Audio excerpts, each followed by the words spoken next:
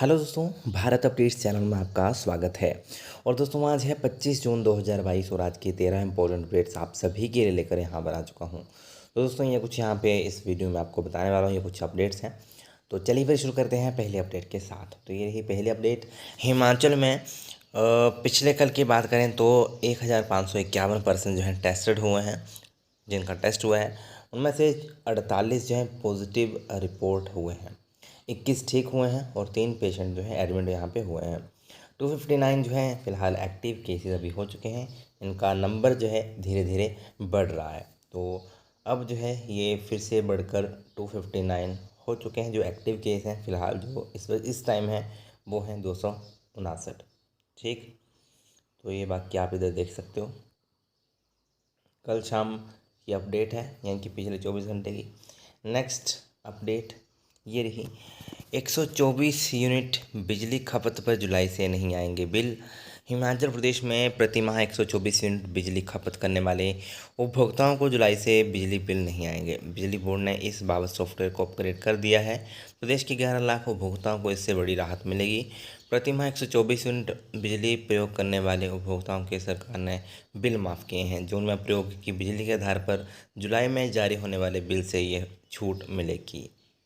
तो ये आप दोस्तों इधर देख सकते हो, पहले 60 यूनिट थी बट अब जो है जुलाई से 125 यूनिट से नीचे नीचे अगर आपके होंगे तो आपका बिजली बिल नहीं आएगा।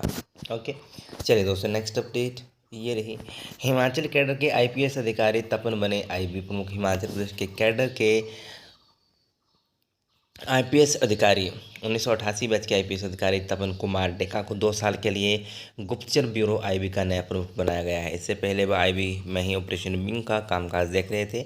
उन्हें अरविंद कुमार के स्थान पर नियुक्त किया गया है, जिनका कार्यकाल 30 जून को समाप्त हो रहा है। तपन कई साल पहले हिमाचल से प्रतिनियुक्ति पर चले गए थे। कार्मिक मंत्रालय ने इसके आदेश जारी किए हैं। वहीं रिसर्च एंड एनालिसिस विंग रो के प्रमुख समंत गोयल का कार्यकाल 1 साल के लिए बढ़ा दिया गया है। चलिए दोस्तों नेक्स्ट अपडेट ये रही। कल तक मौसम साफ, 27-28 से बारिश के आसार। तो प्रदेश के सभी क्षेत्रों में 26 जून तक मौसम साफ रहेगा। 27 और 28 जून को पूरे प्रदेश में बारिश होने के आसार हैं। शुक्रवार को प्रदेश भर में मौसम साफ रहा और धूप खिलने से अधिकतम तापमान में बढ़ोतरी दर्ज हुई है। प्रदेश में मौसम फिर गर्म हो गया है।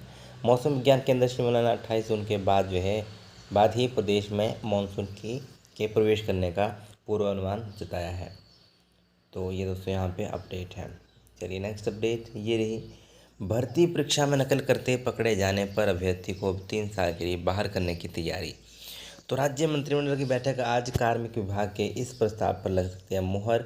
जल शक्ति विभाग में 4000 पैरा वर्कर्स होंगे भर्ती। दिव्यांग कोटे से भी होगी पदोन्नति। लोक सेवा आयोग कर्मचारी चयन आयोग के अध्यक्ष सदस्यों को मिल सकते हैं वित्तीय लाभ। सरकारी भर्ती परीक्षा में नकल करते हुए पकड़े जाने वाले अभ्यर्थियों को 3 साल के लिए हमीरपुर कर्मचारी चयन आयोग की भर्ती से बाहर करने की तैयारी है। कार्मिक विभाग के इस प्रस्ताव पर शनिवार को राज्य मंत्रिमंडल की बैठक में फैसला हो सकता है। इस व्यवस्था को लागू करने के लिए जो है सरकार ने परीक्षा एक्ट 1984 में हमीरपुर कर्मचारी चयन आयोग हमीरपुर को जो है शामिल करने का फैसला जो है लिया है।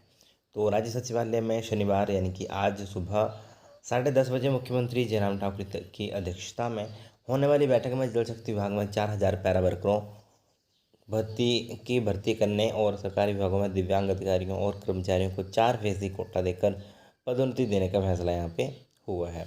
बाकी पूरा यहाँ पे पढ़ना चाहो तो पढ़ सकते हो। ओके, नेक्स्ट अपडेट ये रही। वीकेंड के लिए होटलों में 100% कमरे पैक। 2 दिन में पहुँचे 10,000 से अधिक वाहन। बहुमंजिला कार पार्किंग दोपहर 12 बजे ही भर गई, रात तक लगातार रहा जाम।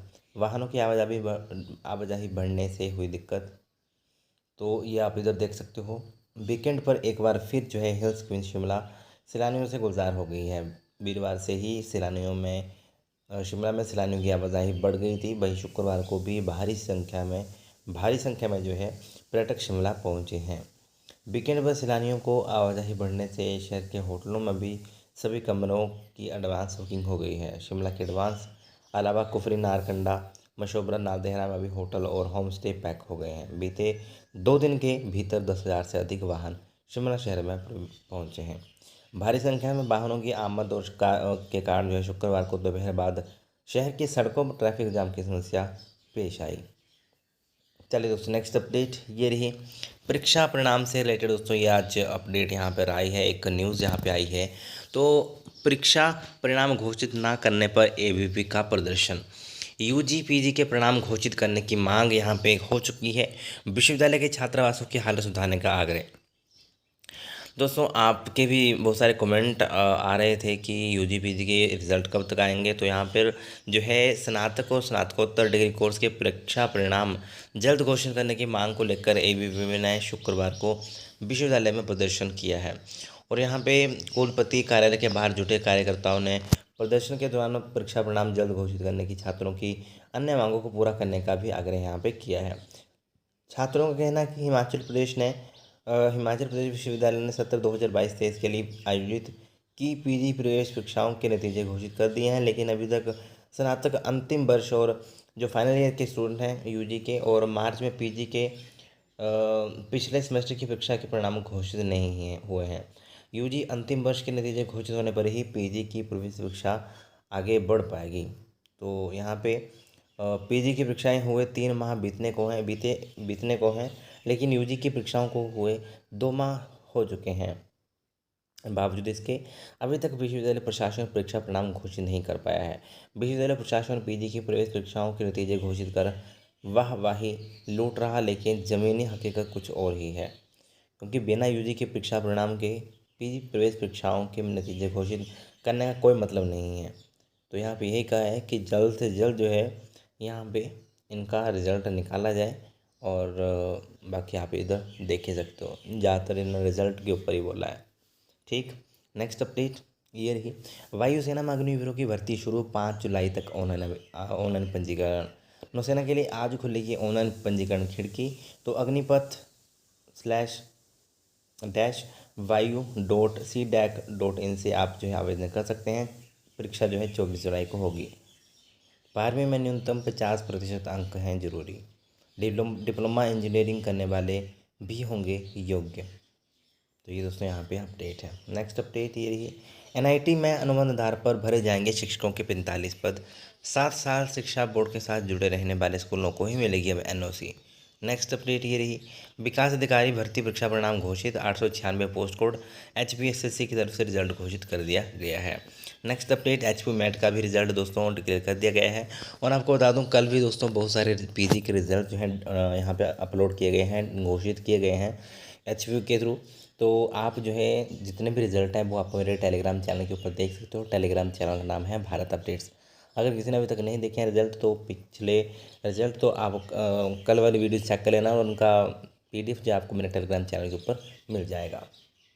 ठीक है, तो ये सभी इसके अलावा MSc maths music MTTM HPK university institute of business studies BCA BBA का भी जो रिज़ल्ट है वो डिक्लेयर कर दिया गया है पिछले कल। ठीक, बेरोजगारी का हाल प्राइवेट नौकरी के लिए घंटों धूप में तपते रहे युवा। कुछ ने छाता खोला तो कुछ ने बैग सिर पर रख करवाया पंजीकरण। 1400 का ही हो सका पंजीकरण। 786 युवाओं को मौके पर मिली नौकरी। तो ये तो आप इधर देख ही सकते हो। रोजगार के लिए उमड़ी युवाओं की भीड़, कम पड़ गए पंजीकरण काउंटर, कई लौटे। रोजगार मेले में युवाओं के पंजीकरण के लिए बनाए गए थे महज 3 काउंटर। 6000 पद भरने का रखा था लक्ष्य। पंजीकरण के लिए युवा घंटों लाइनों में लगे। तो ये दोस्तों इधर आप देख सकते हो किस तरह बेरोजगारी का हाल है। तो ये आप इधर देख ही सकते हो, ये कुल्लू की दोस्तों बात है। बाकी यही थी दोस्तों आज की कुछ इंपॉर्टेंट अपडेट्स। और वीडियो अच्छी लगे तो लाइक शेयर, चैनल को सब्सक्राइब जरूर करिएगा मेरे लेटेस्ट अपडेट्स के लिए। Thank you.